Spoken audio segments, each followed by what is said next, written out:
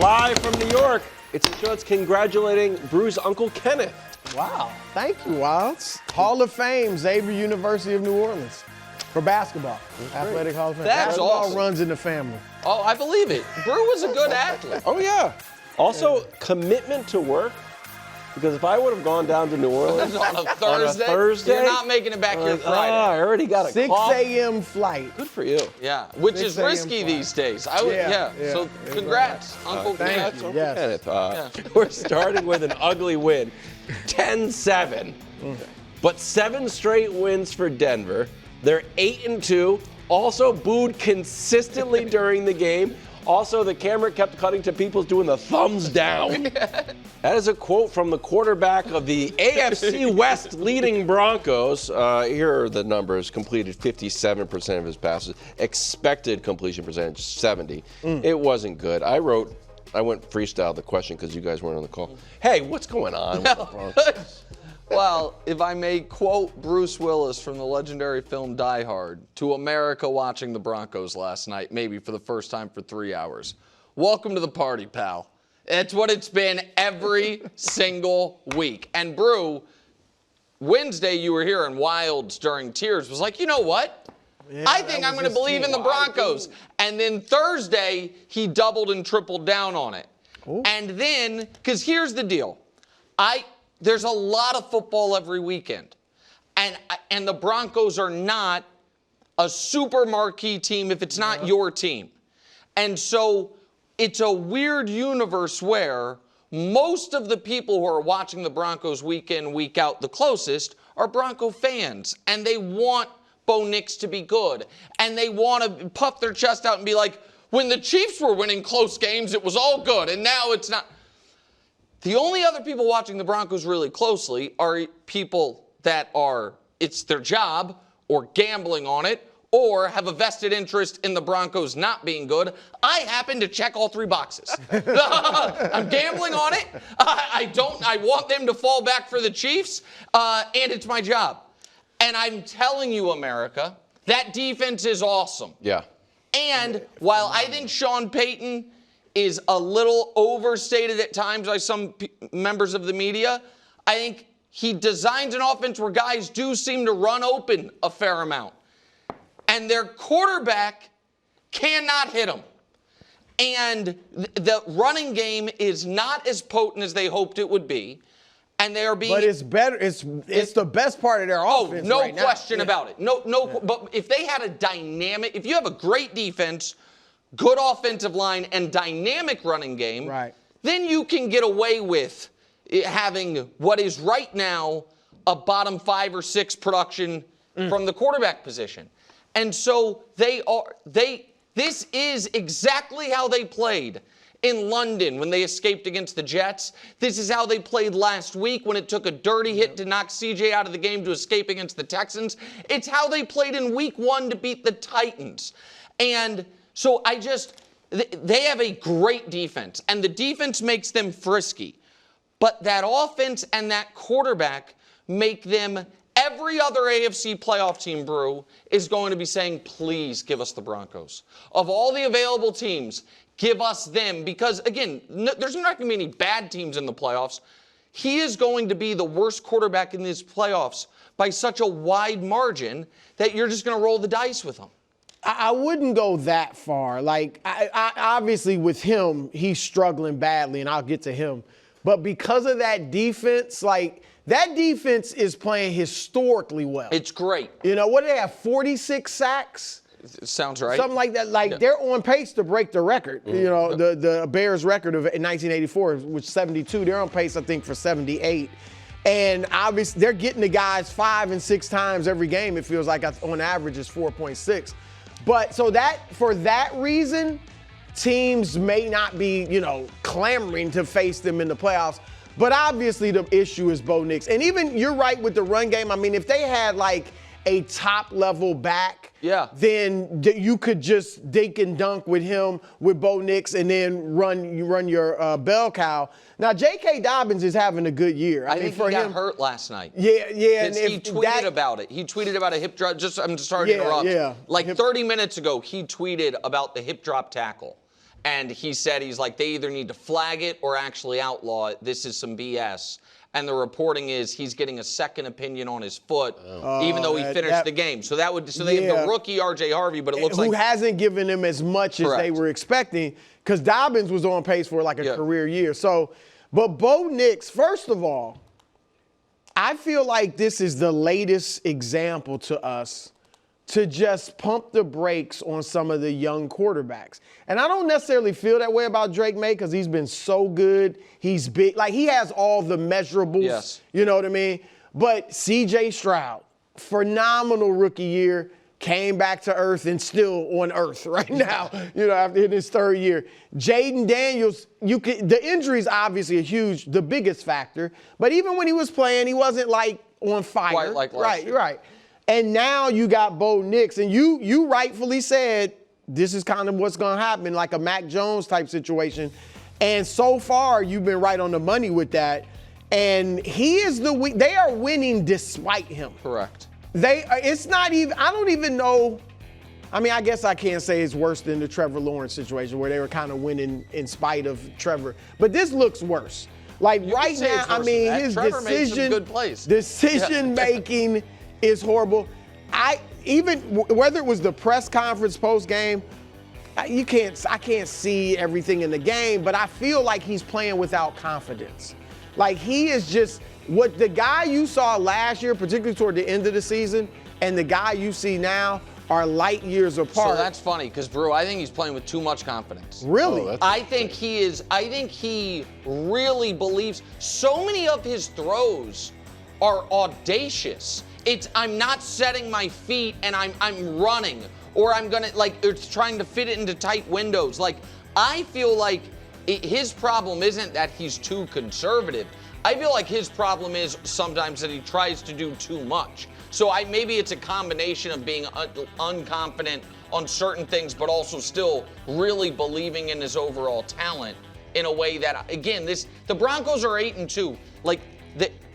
I want to separate these things. The Broncos team has proven they're a good team. I was wrong about them. The defense the defense is carrying the entire workload right now in a way that I don't think is sustainable against the good teams, even though they beat Philly. And quickly, what you said about the Chiefs, because obviously Mahomes was playing way better than this, but it's reminiscent, the close wins, some wins where you're like, oh, they got a break, they won. The difference is the track record. And so the Eagles don't even get that benefit of the doubt.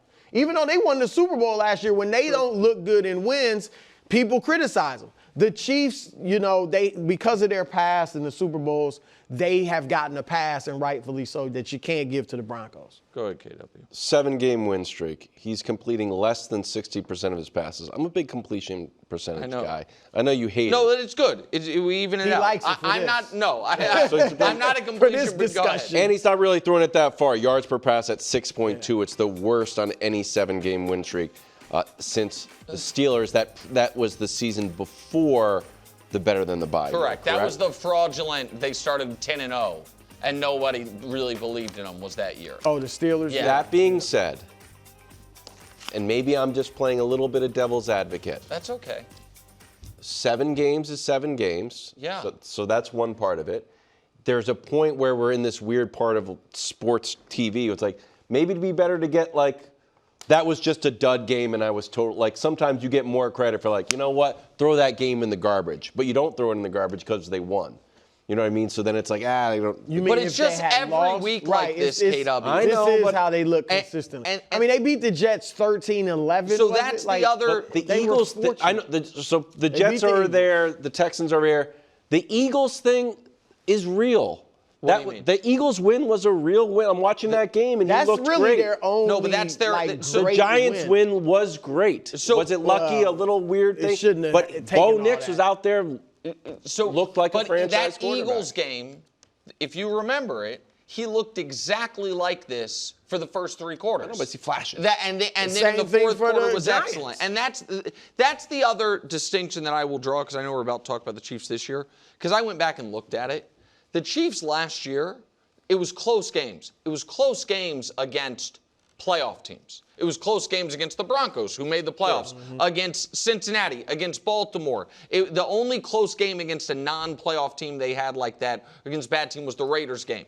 The Broncos, it's these close games against the Titans and the Giants and the Jets and the Texans with a backup quarterback and the Raiders last night. Yeah. That's the other piece of it. And so I think he is going to be the reason this team does not achieve Sean Payton's belief in it. Sean Payton said this team can win the Super Bowl.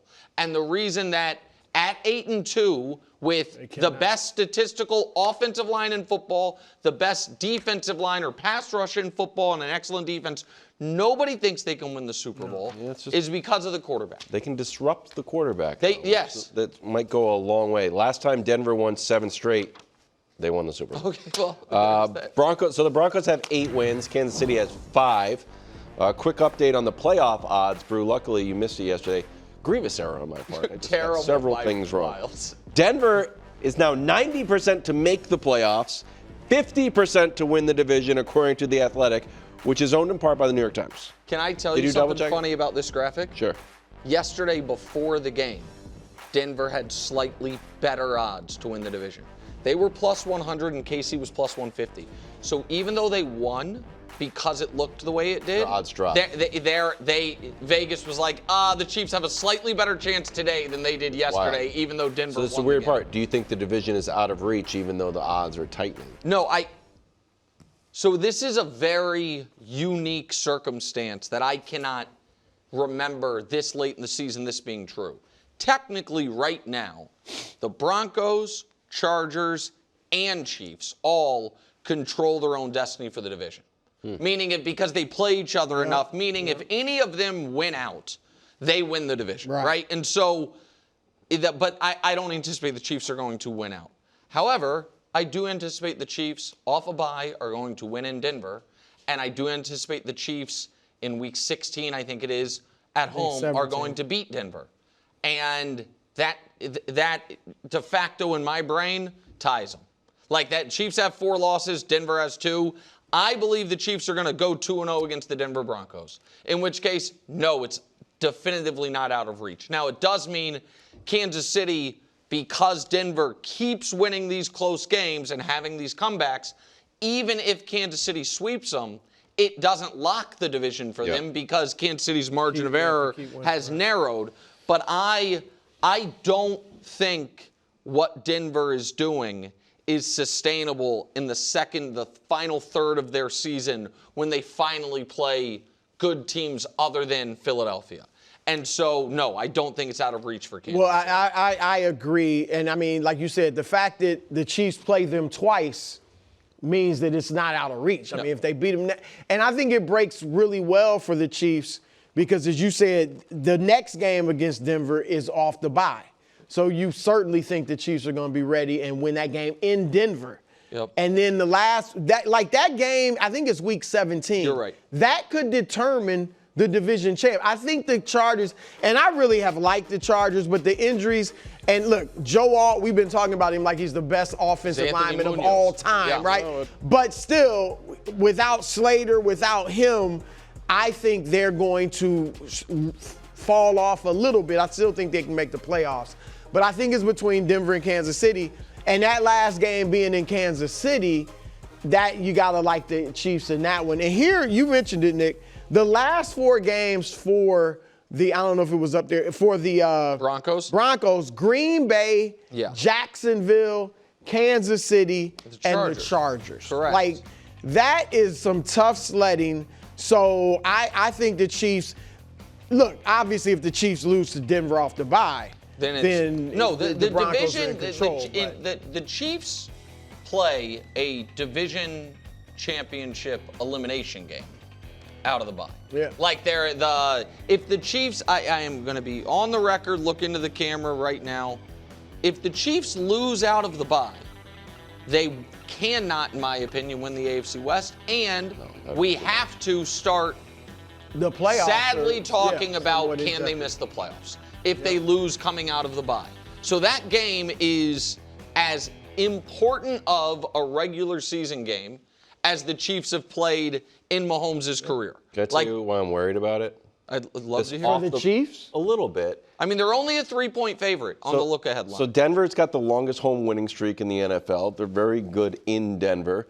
The off-the-bye thing is usually great. Andy Reid's great off the bye. But this Thursday night game, I was like, Denver gets like half a bye. I didn't realize that when we were looking at it. Like, oh, it's kind of like a miniature bye.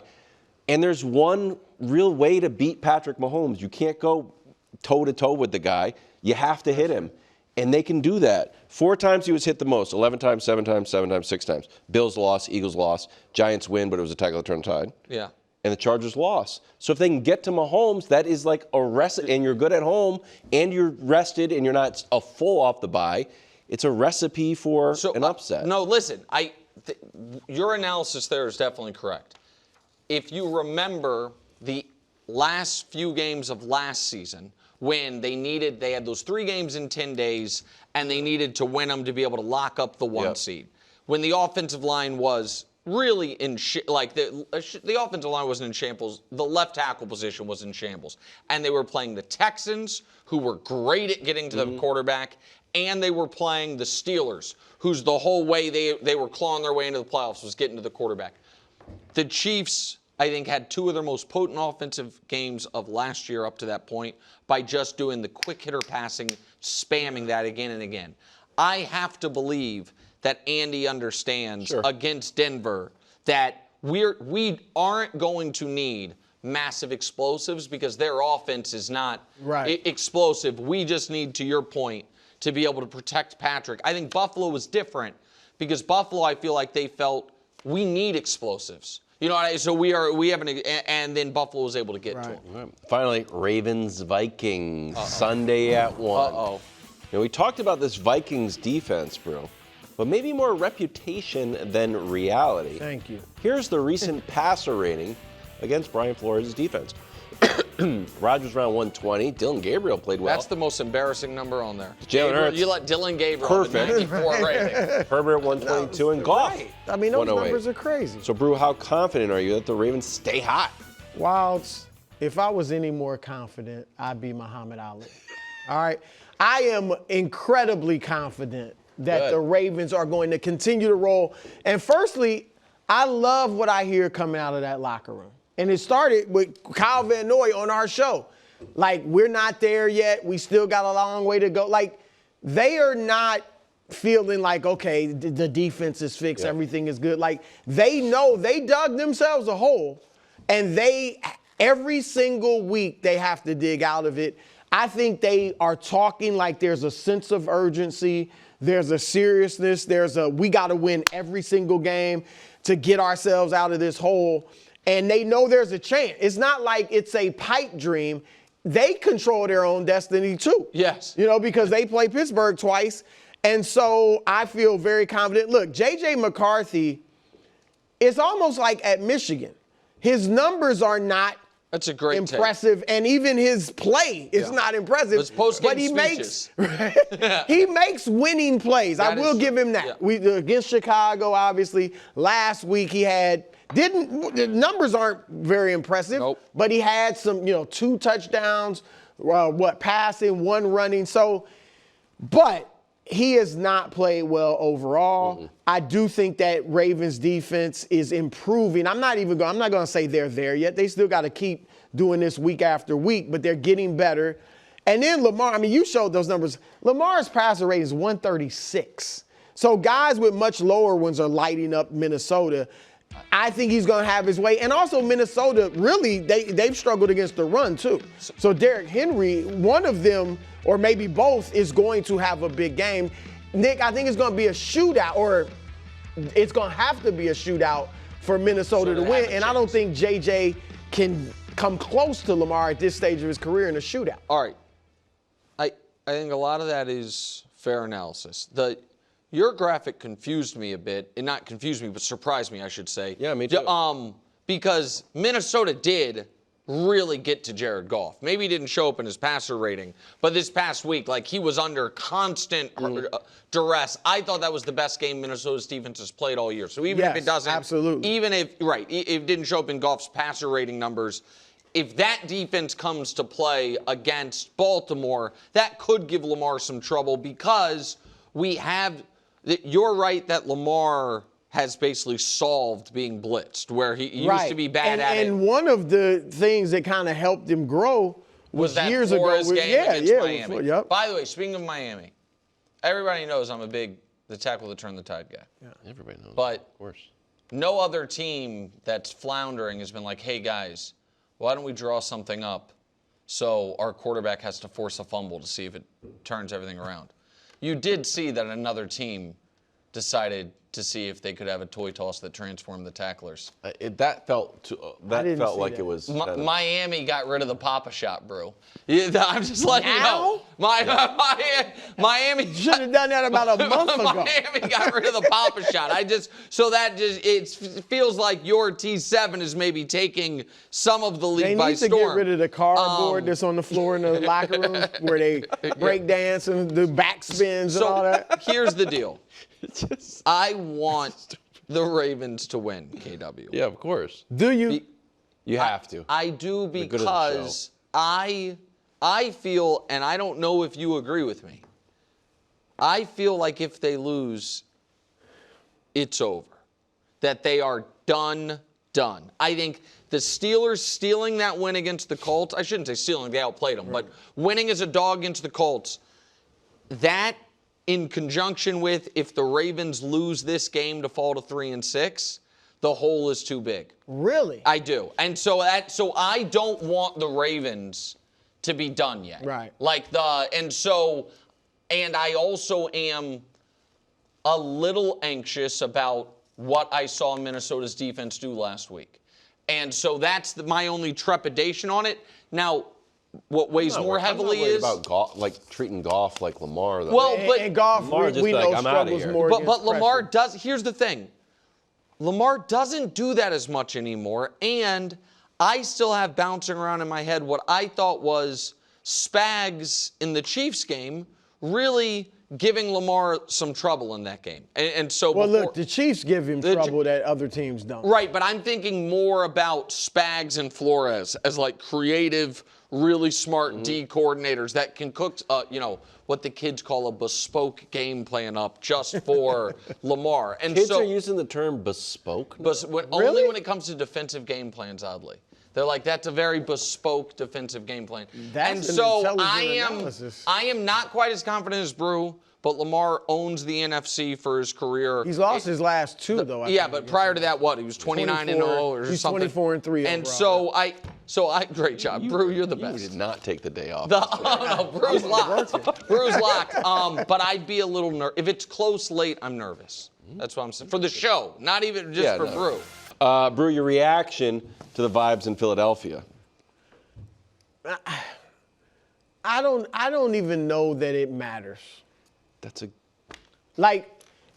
I say that as the architect of the supernatural funk phrase. So that obviously mattered. But we're at the point where the vibes look great for obviously Jaelan Phillips.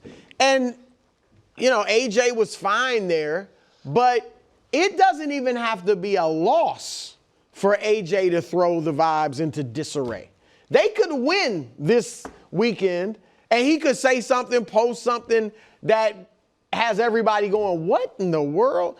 So I think the good thing for the Eagles is that I think they just completely ignore. Like Jaden said it earlier, or Jalen said it a couple of weeks ago. Jalen Hurts said it a couple weeks ago when he was like, I just keep focus on the collective. Yeah.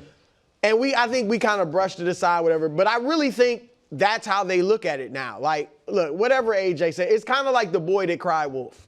Like, he's so many times he said something, posted something, whatever. We won a Super Bowl with him being a distraction on the sideline by reading a book, with him saying things and tweeting things. We're fine. Whatever he says, I think they just ignore it, which I think is smart, and you move forward. So I think that'll be fine for them. They're built for all types of vibes. Any vibe, whether it's negative, whether it's great, they're built for all of it because they've had to. They've endured it all. Last year, you kind of alluded to it. Last year, a 9-game winning streak, win against the Carolina Panthers, A.J. Brown his ass. what needs to be passing game. And now, to his credit, we all felt the same way. Yes. So he does say the things that most guys aren't going to say in the locker room that they feel that we're not going to disclose to the open public. Jaelan Phillips, on the other hand, he's coming from a situation where, look, I had no chance to win. Right. Like, it was miserable. By the way, I've been down there. I know what you're talking about. And so you get in a locker room and the opportunity. Look, all I see is an opportunity to win. But to defend, I don't necessarily want to say I want to defend A.J. Brown. But you gotta have a guy like this in the locker room. And last year, I thought the book was a distraction. You guys know how I felt about the book. But you know how many guys came to his defense? Guys in that locker room came to his defense.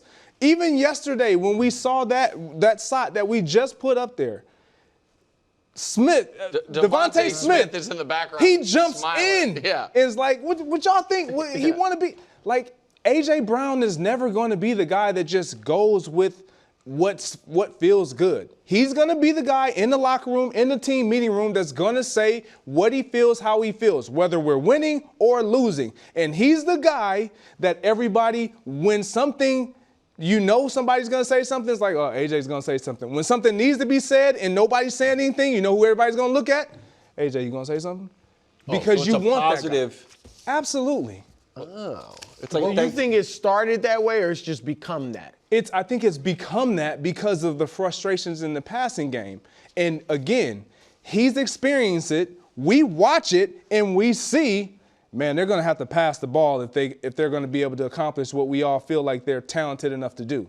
What were you going to – you had a funny look when Bruce said what he said. Because I 100% agree with Bruce. So I wrote down my paper, not sure any of this matters.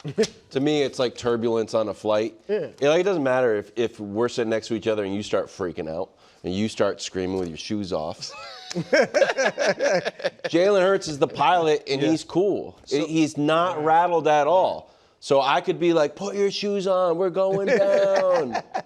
You got your toes out there wiggling. But it's like Jalen Hurts is so calm and so steady, I'm not sure this matters. All right. So I have, in response to that. About the shoe thing?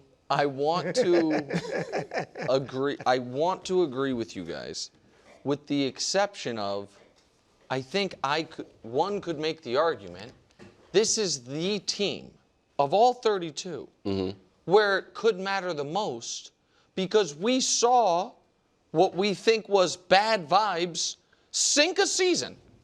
That we saw this team be 10-1, and then for reasons that are so inexplicable, we have just used it like it's a real event, like for the tackle that turned the tide, the supernatural funk. We're like that, that was right. Written in history. It's written in history as the supernatural funk, and it was brought about by weird vibes on a winning team. But we're not there yet. Last year they had the same experience, right? And they went through it. And they got through learned. it.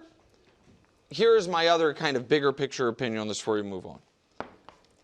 We used to hear all the time about, when I was young, like how hard it is to play in New York City because of the back pages, right? The tabloids. And I remember when this show first started, I might have even argued with you about it 7-8 years ago, when I was like, man, that's not a thing anymore. Like that's that's not the way players consume the media anymore. I think what that is morphed into is the teams that have the most spotlight on them, if there's anything to pick at, it's going to be picked, and the players are going to see it the way guys in New York used to only see it. Right. And so I think that Philadelphia is, the back pages are basically the Instagram and Twitter feeds, and Philadelphia has been the subject of a lot of picking, and we are in a way that, like, the Chiefs just are not.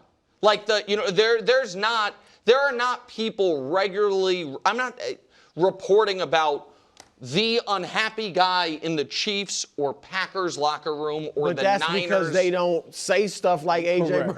Right, but that's kind of my point, is it becomes a little bit of a self-fulfilling prophecy. Yeah. You know what I mean? Like, Philly is, a hotbed of this stuff already. Now they have a guy who will talk, and now you have everybody going to him for it, and it's a story that just won't, this is won't a story, go away. and he didn't say anything. It's just and to your point, Brew, a win doesn't fix it. A win where A.J. Brown is awesome doesn't fix it, because that's what got us the using me, not using me, was when it's just going to be there. So they have to be able to sustain it, because it's not going to go away. There's nothing that'll make it go away. As for the game, the Eagles are underdogs in Green Bay. Jordan Love looking to bounce back from a dud game against Carolina in a 3-interception game when he faced the Eagles in the playoffs. Greg will ask you, are the Packers in trouble if they lose on Monday night? I've been going back and forth with this, and they would be definitely staring down the alley of trouble. Staring down the alley of trouble. They would. I think that's a no. That's a kind of a no. Yeah, they wouldn't necessarily be in trouble because we've seen them lose games and then get back on track. However, after losing to the Panthers in the fashion of which you've lost to them, and then knowing what we know about this team, losing to them week 1 to open the season last year, getting your season ended by them last year, and Jordan Love not playing great, it just wouldn't feel good, because you're then looking at their schedule and saying, where's the win that tells us that this team is really, really good? Now, I picked them to win the Super Bowl and get there, obviously. Detroit, week 1, we almost wanting to throw that out because Detroit hasn't looked anything like that since. And so you need to put together some type of win against a team like this. If you are going to be the team that we expect you to be, you're going to have to face a team that's going to be in your way. And this is one that's going to consistently be in your way in the NFC. I do not think they'd be in trouble. I think you make a good point that would be at least three straight losses, 3 in the last 2 years to the Eagles. So that could be deflating, right? You're like, can we get over the hump against this team? But I also feel like when you are a good team and you lose to the defending Super Bowl champion, that can't deflate you. It's like they're great too. I mean, so it's not like we lost to a bad team again. And I also think, Greg, the thing is they have gotten up for the good teams. Yes, their problem has been the bad team. Washington at that point we thought was a very good team, and they beat one more Pittsburgh. Yeah. Right, and then it's been the bad teams: Cleveland, Carolina, Dallas. So I expect them to be up for it. Even if they lose, though, they're 5-3-1. Now that would drop them out of the playoffs for the time being, most likely. But because they got Minnesota twice, who is a team they theoretically could be battling with. They got Chicago twice, which is a team they be fighting with for one of those last playoff spots. And they still play Detroit. Now, I don't necessarily expect them to sweep Detroit, so they probably will lose that game. But I just still think they have enough games against the teams they're battling with. And we know they're better than Minnesota. They're better than Chicago. They have to play that way. But I still think because that's their schedule, they would still be in fine shape. So if they lose this game, I don't know that I will just say definitively they're better than Chicago. Really? Yeah. Really? Yeah. I mean you think on paper better. Going into the year, I had Chicago and Green Bay both as wild cards. I think it's the 6 and the 7. You know what I mean? I didn't find them to be that far apart. Right now, one team's 5-3.